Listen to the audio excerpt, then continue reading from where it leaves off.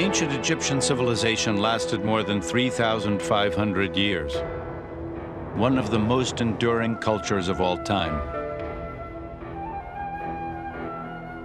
Yet its people wanted more.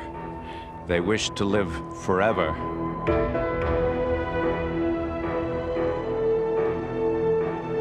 And no Egyptian craved immortality more urgently than the pharaohs. Their remarkable temples and monuments were created to protect the king and his life after death. Yet in all the land of ancient Egypt, from the Mediterranean to Nubia in the south, only one king's mummy lay undisturbed into the modern day. Here, far to the south of the pyramids, in the Valley of the Kings, the discovery of that tomb would stun the world.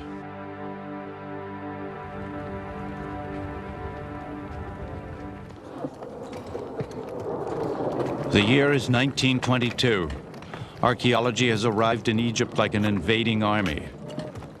Hordes of Europeans comb the desert for the most coveted prize of all, an unopened royal tomb. Howard Carter, an experienced Egyptologist, has spent years looking for the tomb of one minor pharaoh. The little-known ruler's name was Tutankhamun, King Tut. He was down to nobody. This was the 10th year. The money was running out. He was a romantic. You have to be to remain in Egypt that long. Driven. He always knew that Tut was there. Carter's big break came in the first days of his 6th expedition. He discovered indications of a crypt that lay buried beneath a later pharaoh's tomb, an accident of fate that had kept it hidden from grave robbers for centuries.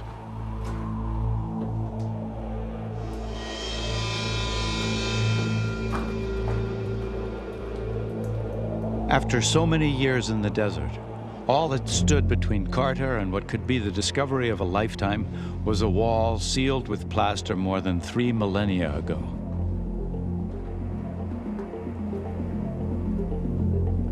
Carter had no intention of letting the finer points of the law slow him down. Without proper authority from the Egyptian officials, he began to chip away at the wall.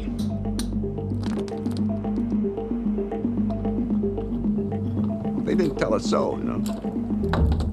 And then he opens the thing up and the rush of ancient air comes out and the smell of all of those things in there. There cannot be imagined a more dramatic moment in the history of archaeology. You can imagine the feeling.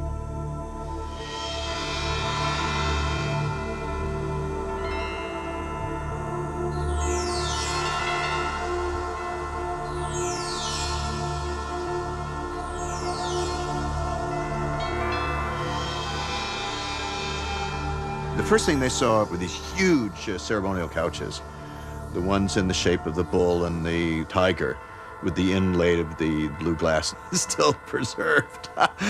Nobody had ever seen the likes of that. Even in reliefs or paintings in the tombs, nothing like that. When King Tut prepared for eternity, he brought with him all the comforts of home. Baskets and pots, toys and cooking utensils, food and weapons, even clay models of servants to wait on him in death as they had in life. Anything useful here in this life would surely be needed in the next.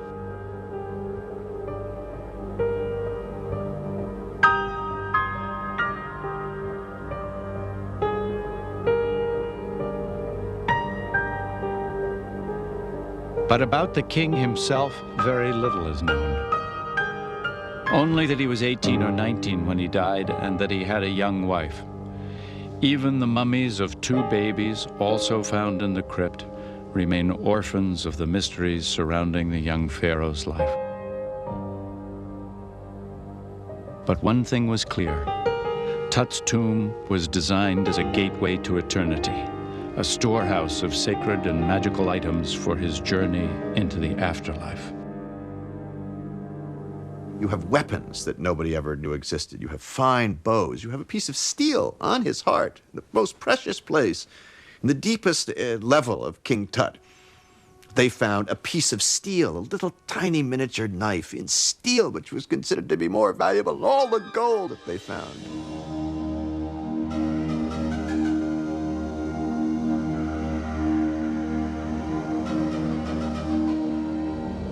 It was in the great nested shrine that the most magnificent treasures and King Tut's mummy were found.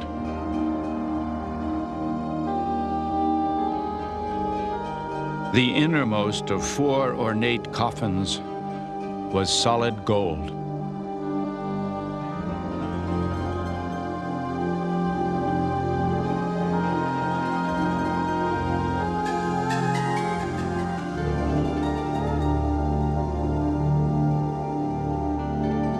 But it was not enough to assure Tut's place in eternity.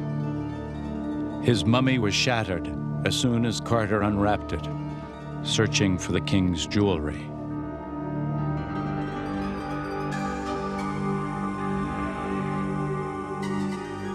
Sadly, King Tut would be remembered not as a pharaoh, not even as a man, but as a treasure. It appealed to everybody's sense of finding the pot of gold at the end of the rainbow. And what would they find? They didn't know. And it became a wild press event. Probably one of the first true pop media events of the 20th century. Dateline, Egypt. In the shadows of the silent Sphinx and the gigantic pyramids that stood as lonely sentinels over the vast stretch of burning sand, an English archaeological expedition headed by a man named Howard Carter sought to uncover the tomb of an ancient Egyptian pharaoh. It was one hell of a news story. I mean, this was top stuff. No treasure, before or since, compares with what Carter had found. Again, we get back to this sense that this was for human beings and they had used it. The little tiny toys in this tomb have marks of Tut as a kid having bounced them around. The weapons had been used. Some of the arrows had been, slightly dented. He was out there practicing. That, I think, is the gripping humanity of it.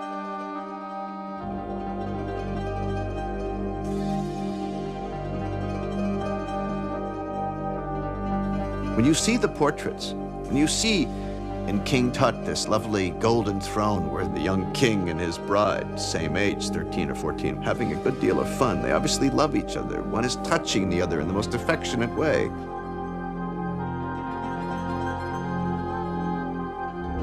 In life, King Tut ruled all of Egypt.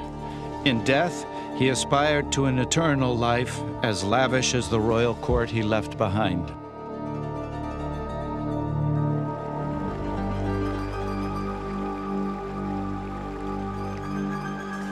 Like all ancient Egyptians, Tut believed death was a journey across the Nile, a passage from the land of the living in the east to life everlasting on the river's western shore.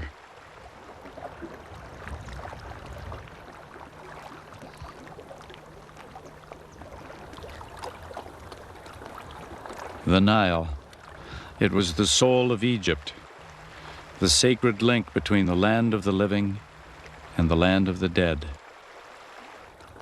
The Egyptians lived on the eastern side, but whether you were a pharaoh buried in a pyramid or a commoner laid to rest in the sand, you hoped to be buried on the Nile's western shore. In its constant and dependable rhythms, the river provided the basis for their belief in a passage from this life to the next, from one shore to the other. A passage to eternity. The Nile was the vein for the heart of the Egyptian. The water which is coming from the flood, it's red. Red is fertile. This is the mud that's going to give to feed the land of Egypt. The ancient Egyptians' oldest myth, the story of creation, was set amid the swirling waters of the Nile.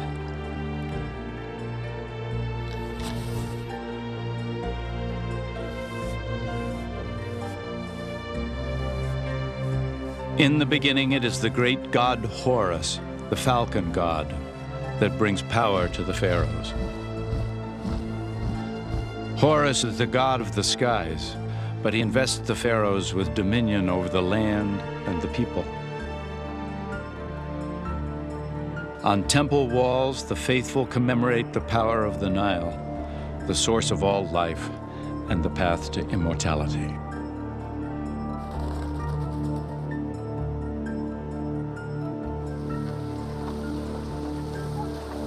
The Nile's water, the sacred bond uniting the pharaohs and their people from the moment of creation to the present day. If you go to any village in Upper and Modern Egypt, you will find there is big similarities between ancient and modern. There is continuation between the past and the present. Tomb models, buried with mummies of wealthy landowners, depict details of a working Egyptian farm.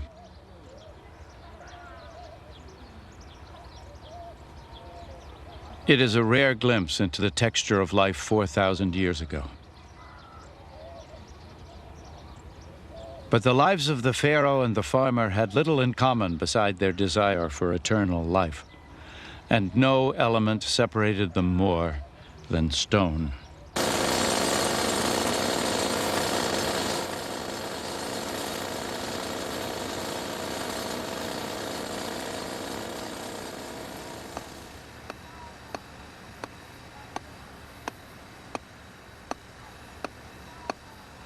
For stone was the embodiment of every pharaoh's power and his greatest weapon against time.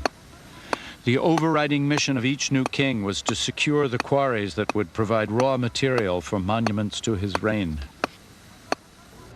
This obelisk would have been the tallest in the ancient world, but a flaw in the granite caused it to crack before it was completed.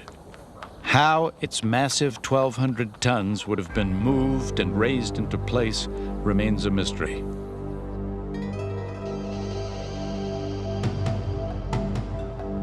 In ancient Egypt, stone was the medium of immortality. It was stone that assured the king's name would be remembered, his immortality guaranteed. And one pharaoh surpassed all others in his efforts to be remembered. His name is Ramses the Great. The greatest builder in Egypt's history, Ramses ruled until his 90th year. His harem overflowed with queens, lesser wives, and concubines, and included 3 daughters and a sister. He was father to more than 90 children. But his greatest legacy was left in stone. As a great general motivates his troops for battle, Ramses' most inspirational words were for his builders. O my chosen workmen, valiant men of proven skill, craftsmen in valuable stone, I am your constant provider. The granaries groan with grain for you. None of you need pass the night in hunger. But even Ramses' stone monuments would lose the battle against his ultimate enemy, time. Across the river from Luxor, in the temple built to preserve his memory, Ramses' fallen statue lies broken, his features worn away. His head resting at the feet of god figures whose powers could not protect the legacy of Egypt's mightiest king. The temple where the name Ramses would be kept alive forever now stands empty.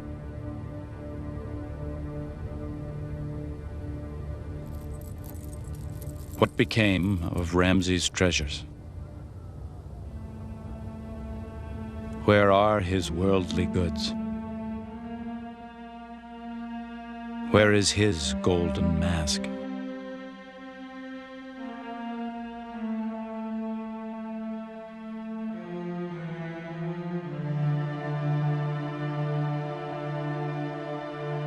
Only this survives. This is the naked mummy of the once mighty Ramses.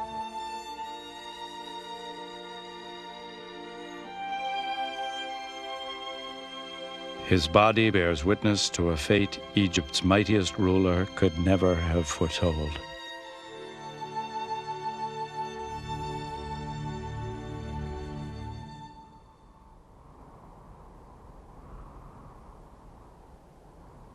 By the year 550 AD, the golden age of Egyptian civilization had passed. A waning Roman Empire now ruled Egypt. With the Romans came Christianity.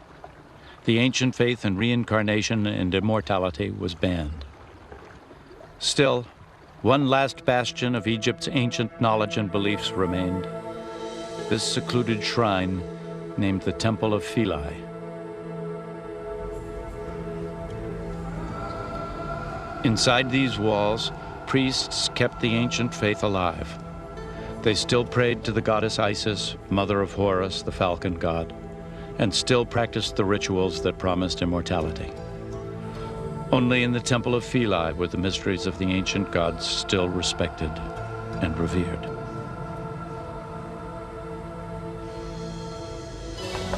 And only these holy men could still read the ancient writing, the hieroglyphs carved upon the walls.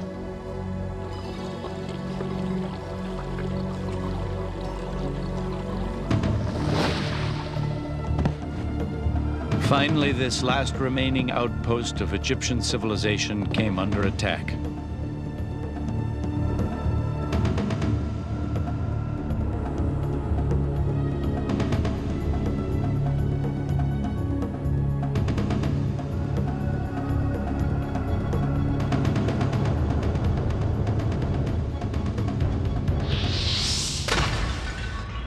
A mob of Christian zealots, outraged at the continuing worship of pagan gods, assaulted the priests, breaking the last living link to the pharaohs.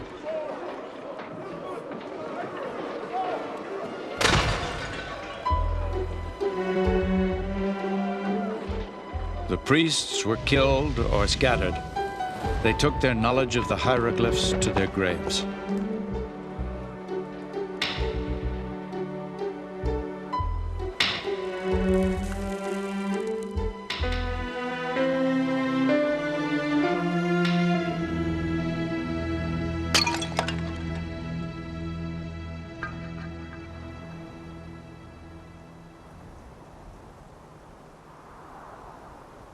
Egypt's dreams had been destroyed. The divine secrets of sleeping pharaohs, their sacred quest for immortality, all lost, perhaps forever, beneath the drifting sands.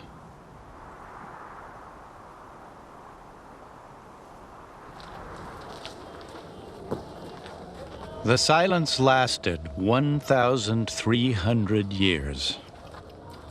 Then another invader arrived. In 1798, Napoleon Bonaparte brought his armies to Egypt, seeking empire and knowledge. With his soldiers came a unique group of scientists and artists to study and record the remains of ancient Egypt. A year into the French occupation, troops demolishing a wall made a remarkable discovery.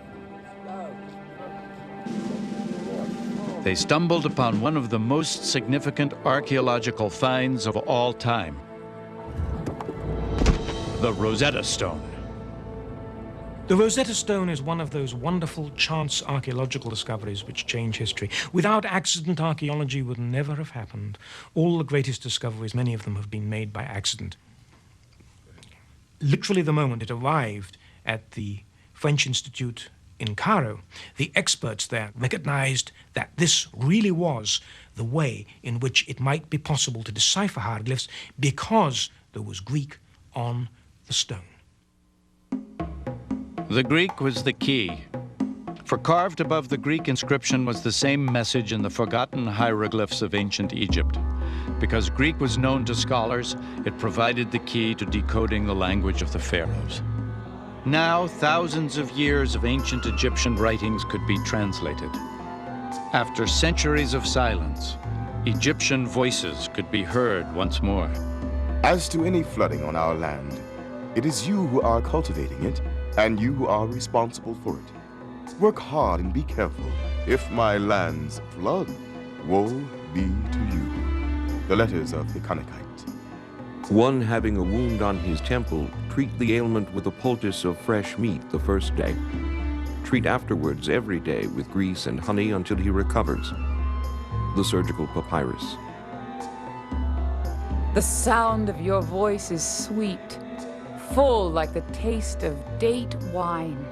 And I, drunken girl in a tangle of flowers, live only a captive to hear it. Love poem, circa 1300 BC. The discovery of the Rosetta Stone, along with the paintings of Napoleon's artists, provided the West with a window into the magical land of the pharaohs. Kings who built magnificent monuments and were rumored to have learned the secrets of eternal life. And the world fell in love with Egypt. Now, tourists and mystics, treasure hunters and archaeologists all descended on the valley of the Nile. The colossi don't look at all colossal. On the contrary, they're quite in keeping with everything about them, as if they were the natural size of man and we were dwarfs. Florence Nightingale, 1849. The temple's proportion puts in mind a giant buried up to its waist, overwhelming man's puny stature with its head and shoulders. We are amazed. Jean-Jacques Ampère, 1868. Who shall say it's not lively, exhilarating, lacerating, muscle-straining, bone-wrenching, and perfectly excruciating and exhausting pastime, climbing the pyramids? Mark Twain, 1869. But of all Egypt's wonders, one captured the world's imagination like nothing else in human history. In the desert of the Giza Plateau, stoically surviving the swirling winds and grinding sands of nearly 5,000 years, they defined this society that dreamed of immortality. For the pyramids seemed to have defeated time itself. The world's most recognized symbol of the glory that was ancient Egypt, built as tombs, later gutted, robbed, battered by the centuries, and still they endure. There are more than 2.3 million blocks of limestone in the Great Pyramid of Cheops, each stone weighing from 2 to 15 tons. Its base is a near-perfect square. 481 feet tall, it could hold the equivalent of 872 wide-body jets. And still today, the mysteries abound. Where did the technology come from? How were they able to move such vast amounts of stone prior to the invention of the wheel?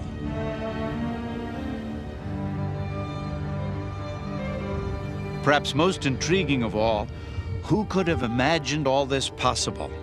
Eternal stone structures, the largest on Earth, when nothing, even a fraction of their size, had ever been built.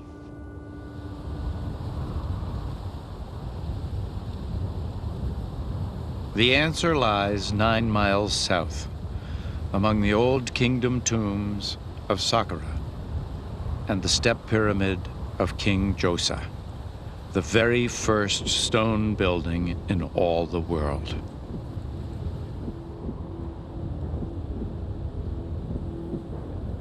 This was the laboratory that proved the Great Pyramids possible. Unlike anything the world had ever seen, it was so remarkable a feat of engineering, its architect, Imhotep, was proclaimed a god.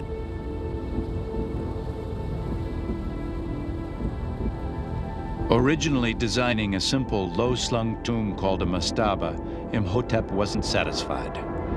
He added one layer, then another, and another, and another, as if building steps to heaven.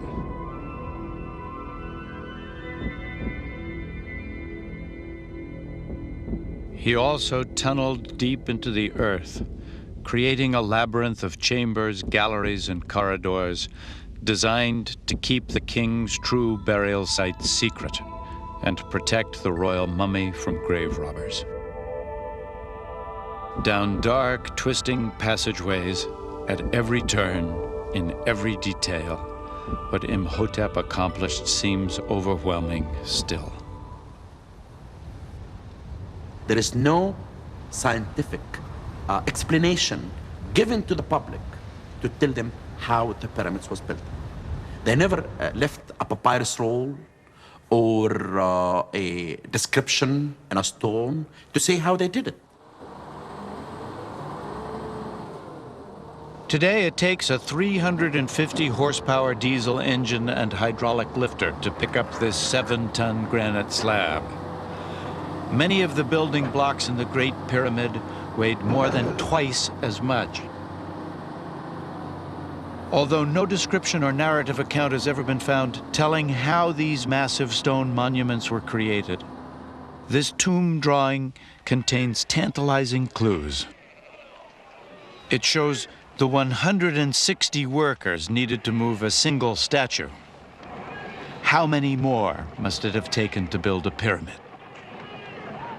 Many believe the stones were moved on enormous wood sleds along mud-slicked paths. Others think rolling logs were used, or even canals built from the Nile, and the stones floated in on barges. Ramps most likely raised the stones into place. But how they built on such a scale and with such uncanny precision is the greatest wonder of this great wonder of the world. The pyramids were built to house the pharaohs for eternity, but the stones would fail them. The tomb became a beacon, attracting as many robbers as it repelled, and Egypt became a land overrun by treasure seekers. There was no stopping the looting and plunder to come.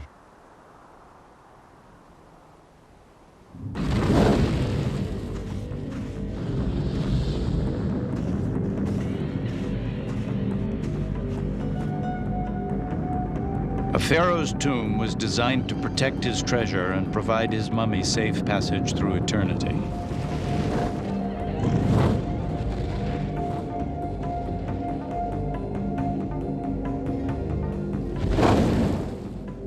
But the lure of royal treasure was irresistible.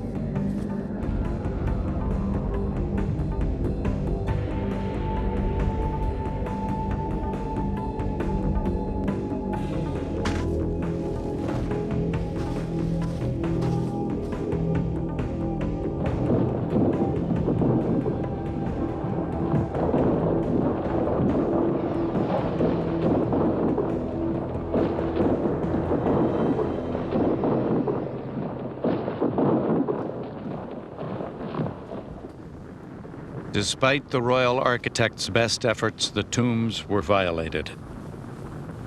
The great stone walls could not protect the kings from the greed in the hearts of men. The intruders might be simple robbers, members of the king's own priesthood, or even the very builders of the tomb itself.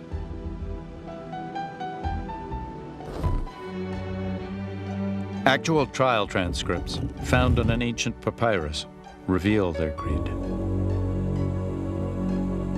We broke through and found the pharaoh lying at the rear of the tomb. We took all his possessions of gold, silver, and bronze and divided them between us. Amunpanafer of Karnak, temple stonemason. And the plunder continued down through the centuries. In the unbridled looting of the 1800s, nothing was sacred. A giant head of Ramses was dragged from the desert and brought to the British Museum. I found it near the remains of its body and chair, apparently smiling at me at the thought of being taken to England. Gianni Belzoni, 1880. Even a man of science, the French archaeologist Auguste Mariette, left a trail of destruction in his wake. a brilliant scholar, Mariette discovered the long-lost tomb of a cult that worshipped sacred animals 3,000 years ago.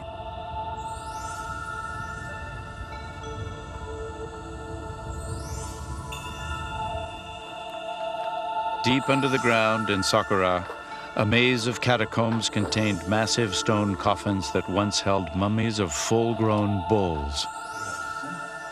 Each granite chamber weighed 80 tons.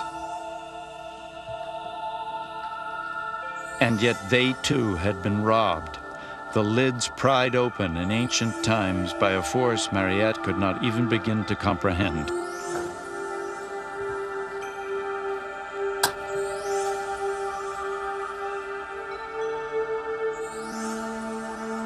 Only one sarcophagus remained unopened, but Mariette and his men came well armed.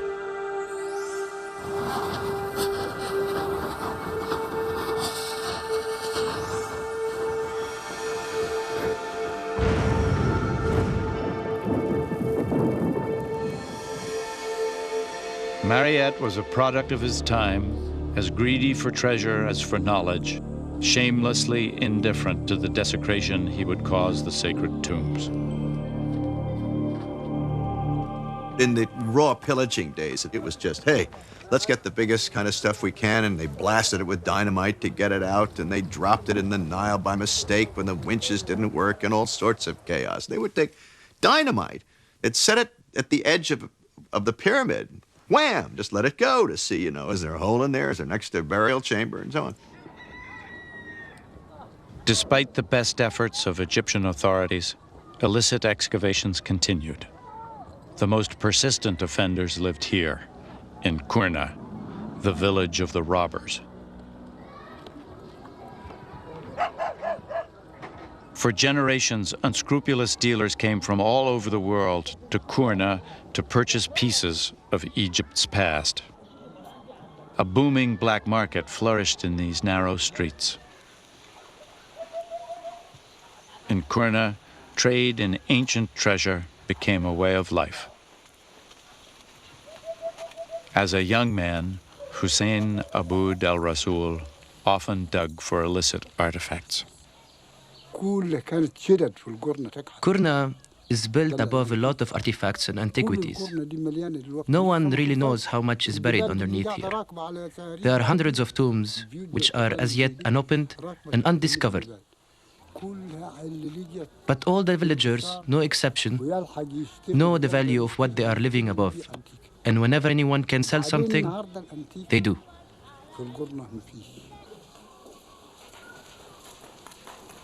The town is located on an ancient burial ground.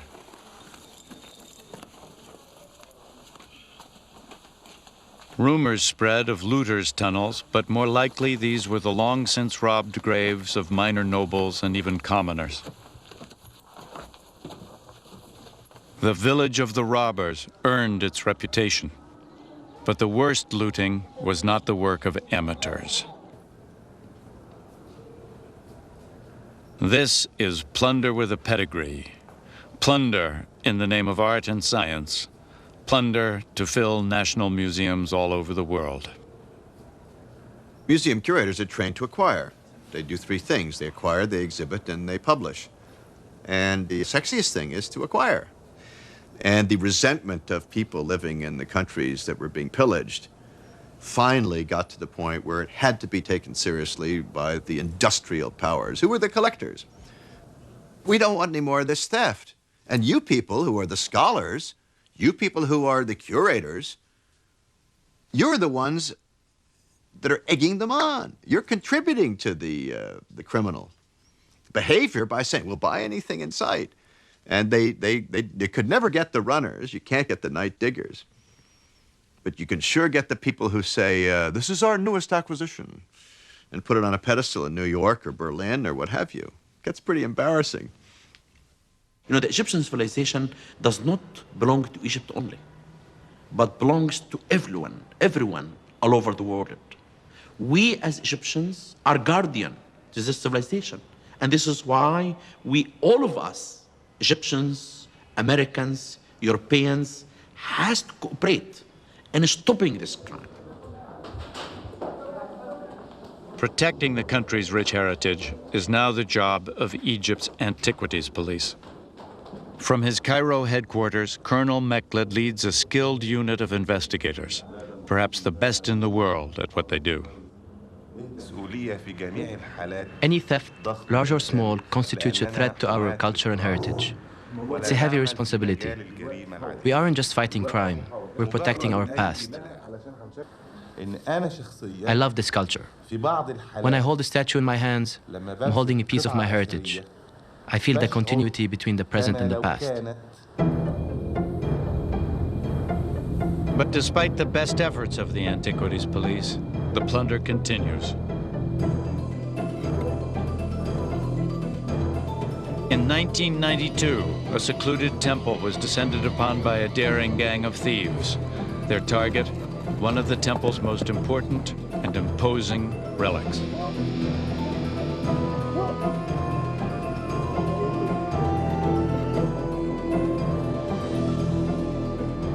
We got a report on the theft of the head of a huge statue from an area about 100 miles west of Aswan, almost in the middle of the desert and very difficult to reach.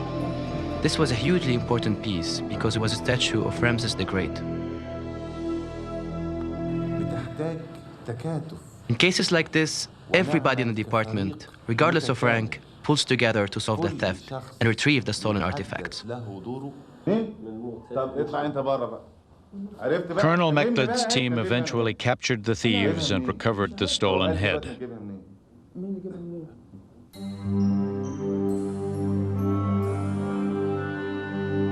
But the damage had been done. Yet it was not stone, but flesh and blood, the mummies of ancient Egypt's greatest rulers, who would suffer the worst desecration of all.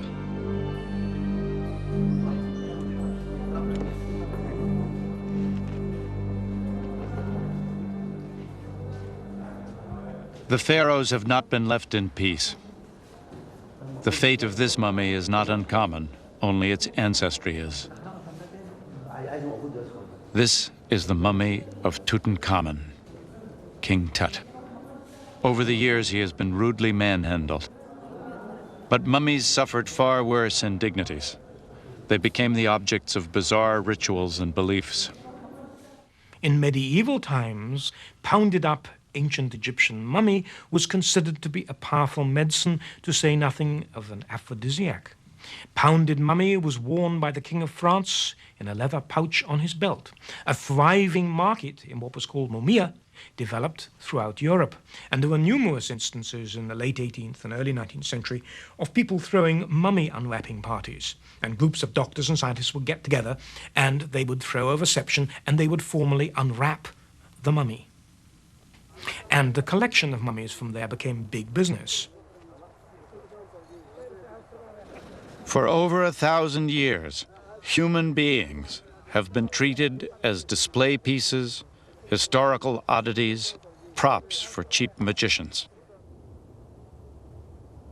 But another chance discovery, more than a century ago, would forever change the way mummies were treated.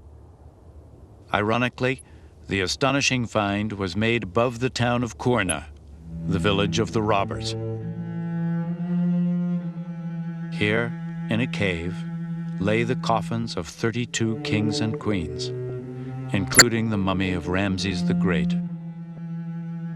3,000 years ago, their royal priests carefully identified each ruler and hid their remains in this secret burial chamber.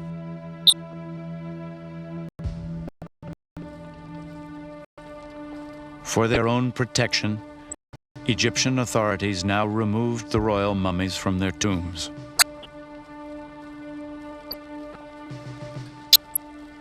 And this collection of ancient rulers formed a funeral procession unique in human history.